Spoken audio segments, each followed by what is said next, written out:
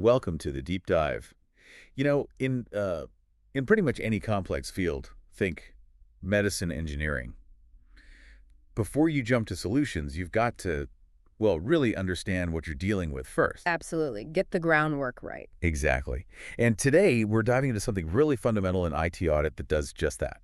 It's all about getting a clear picture of the subject matter before you start reviewing it. Setting the stage, basically. Yeah, setting the stage for an audit that's focused and, actually valuable. Our map for this is ISACA's ITAF framework specifically. We're looking at General Standard 1007, which is called assertions, and its partner, General Guideline 2007. Good stuff. Really core principles. Our aim here is to show you why getting your head around these isn't just, academic. It's genuinely the key to getting meaningful insights from any IT audit. Yeah, absolutely. I mean, think about like a detective at a crime scene. They're not just wandering about, are they? No, hopefully not. No. They're looking for specific evidence, things that either back up or, well, knock down certain ideas about what went on. In IT audit, these assertions are kind of like those ideas. Right. Guideline 2007.2 explains them as basically declarations, statements about whether the IT system or the process or whatever you're looking at actually conforms to the criteria you've set. So, the claims being made? Precisely. They're the foundation. You build all your audit work on top of these assertions. Okay, declarations conforms to chosen criteria. It still sounds a little bit abstract, maybe. Let's ground this. What kinds of declarations, what claims are we actually looking at in practice? Okay, yeah, good point. Guideline 2007.2.2 gives us some really common examples. So think about sensitive data. A big assertion is confidentiality, right? Making sure only the right people see it. Exactly, that access is properly restricted. Then there's completeness, the assertion that all the relevant data got recorded, nothing missed. Like every transaction made it into the ledger. Perfect example. Then accuracy takes it a step further. Is the data that was recorded actually correct? Okay. Integrity is about trust. Does the data come from reliable sources? Has it been messed with? Availability, pretty straightforward. Is the information there when you need it? Can people access the system? Right, uptime and all that. And finally, compliance. This is the claim that you're sticking to the rules, policies, regulations, laws. Got it. So those are the main buckets, the core claims we're testing. Those are the fundamental ones, yeah. We investigate these during the audit. So for each one, our job as auditors is basically gathering the proof, the evidence, to see if these claims actually stack up. Could you give us maybe a quick IT example for each one? Something concrete? Sure, let's try. Confidentiality.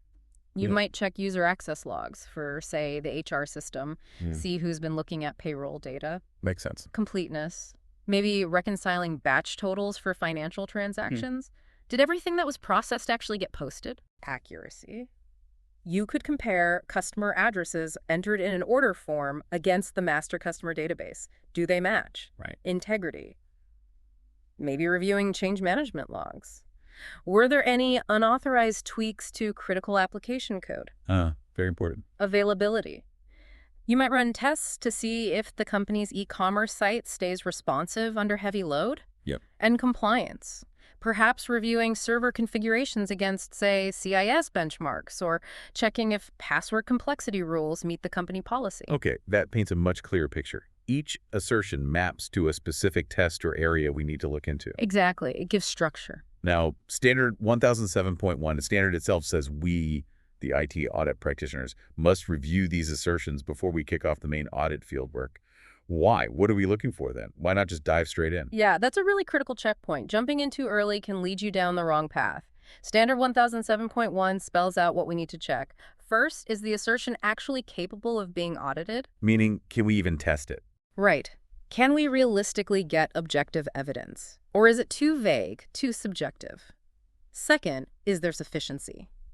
Do the assertions we've picked actually cover the important stuff, the key risks? Okay. Third, is the assertion valid? Does it logically make sense for what we're auditing? And finally, is it relevant? Does checking this assertion actually help meet the overall goal of our audit? So it's like a quality check on our own plan. Yeah. Making sure we're aiming at the right target before we fire the audit cannon. Pretty much, yeah. It prevents wasted effort. What's the worst that happens if we skip that check? If we just accept the assertions as given and start testing? Well, you could end up doing a whole lot of work that doesn't actually provide any real assurance. You might be testing something nobody cares about or something you can't possibly conclude on because you can't get the evidence. Or you might miss a huge risk because the assertions weren't comprehensive enough. Exactly. You might miss the forest for the trees. This upfront review ensures the audit is focused, it's efficient, and, crucially for you listening, it delivers findings and conclusions that are actually reliable and useful. Makes perfect sense. Plan the work, work the plan. Okay, now Guideline 2007.3 brings in another piece, criteria. It talks about the link between assertions and criteria. How do those two fit together? They sound related. Oh, they're absolutely linked intimately. Think of it like this. The assertion is what claim are we evaluating? The criteria are what standard or benchmark are we using to judge that claim? Oh, okay. The yardstick. Precisely. And Guideline 2007.3.2 makes an interesting point. Sometimes one single criterion, one standard, can help you evaluate multiple assertions. Oh, how so? Well, take something like a company's data encryption policy. Yeah. That single policy, that's our criterion. It clearly supports the confidentiality assertion, right? It defines how data is kept secret. But it might also support integrity, maybe by specifying encryption methods that prevent tampering during transmission. And if that policy is based on, say, GDPR requirements, it also helps support the compliance assertion. Ah, I see. One rule, multiple benefits, or, well, multiple assertions covered. Exactly. And the reverse can be true, too. One assertion might need several criteria to evaluate it properly. And the guideline says it's our job as auditors to evaluate the criteria too, not just the assertions. Yes, definitely. Guideline 2007.3.1 says we have to assess if the chosen criteria are actually suitable for checking the assertions. Are they specific enough? Relevant? What if they're not? What if the criteria seem weak or vague? Good question. If we think the criteria are insufficient, Guideline 2007.3.3 says our job is to recommend changes or additions.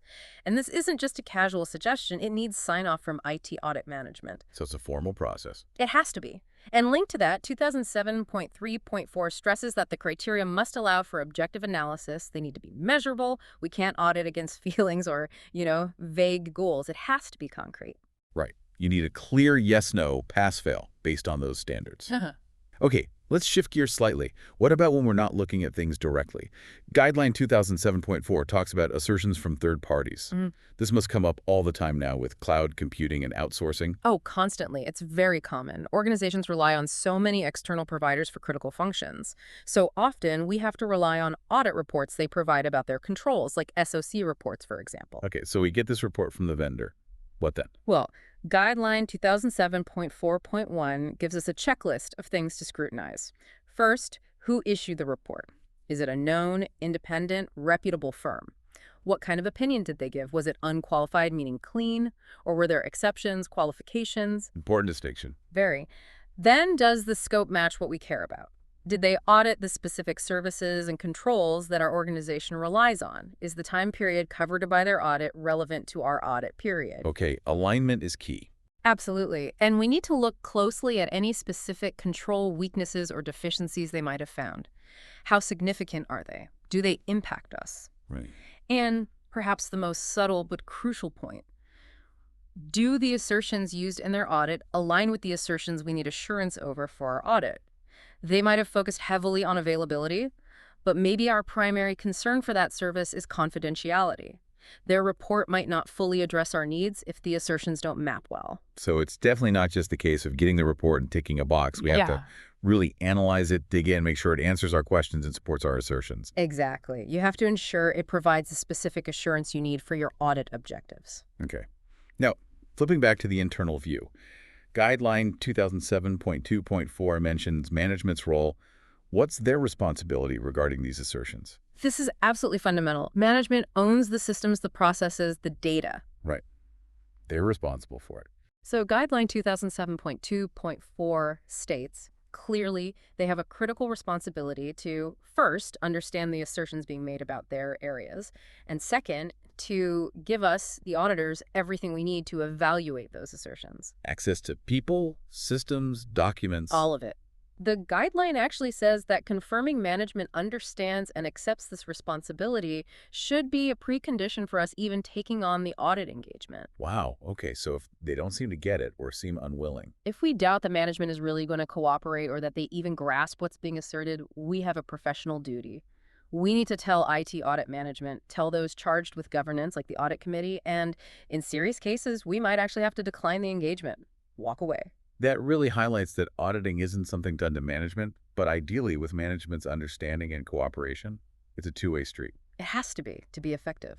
Okay, so we've defined assertions, checked they're auditable, linked them to criteria, considered third parties, confirmed management's role. Finally, Guideline 2007.5 brings us to the endgame, the audit report and conclusions.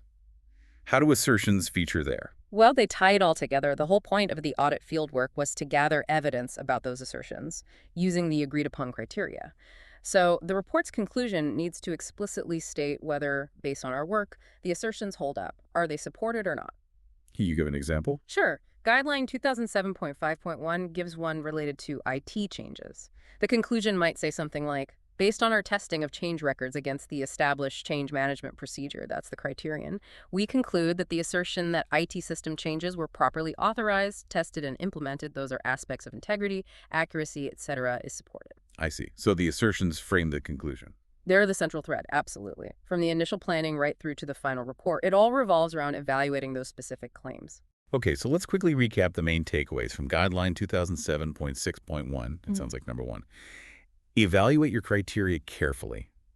Make sure they actually support the assertions. Correct. Robust criteria are essential. Number two, determine if the assertions themselves are auditable and if you can actually get evidence to back them up. Yep. Feasibility is key. And number three, make sure everything is based on criteria that are properly determined, clear, and understandable. No fuzziness. Exactly. Clarity and objectivity are paramount. It really does all circle back to building that solid, clear foundation right at the start.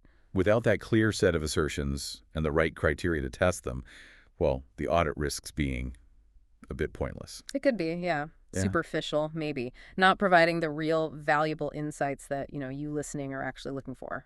This has been really helpful. This deep dive into Standard 1007 and Guideline 2007 really clarifies why assertions are just so crucial in IT auditing. They're not like abstract fluff. They're the actual framework. The skeleton, yeah. They let us focus, be thorough, and hopefully deliver value. By defining clearly what we're evaluating, we make sure the whole audit effort is relevant and leads somewhere useful. And given how fast the IT world changes, truly understanding how to define and evaluate assertions is just a core skill. It's timeless, in a way, even as the technology shifts. Definitely. So, on that note, here's a little something for you to think about after this. Consider just the everyday information you bump into, news headlines, ads, maybe even just stuff people say. What are the unspoken assertions being made there? What claims are underneath? Yeah. And then what criteria could you mentally apply to check if they're valid?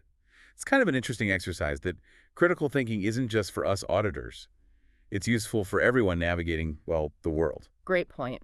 And of course, if you want to get deeper into the formal side of IT audit assurance, the full IPF framework from ISA is the place to go. It's got a wealth of detailed guidance. Excellent. Well, thanks for joining us on this deep dive. We'll catch you on the next one.